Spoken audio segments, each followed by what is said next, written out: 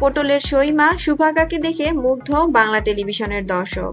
এত অল্প বয়সে দর্শকের মনে গভীর ছাপ ফেলে যেতে পারে খুব কম অভিনেতা অভিনেত্রী। সত্যি প্রতিভাবান শুভাগা অর্থাৎ অদ্রিজা। সম্প্রতি ছুটি কাটাতে দীঘায় গিয়েছেন তিনি। বন্ধুরা চলুন তবে দেখে নেই দীঘার সৈকতে শুভাগা অর্থাৎ অদ্রিজার কাটানো কিছু মুহূর্ত।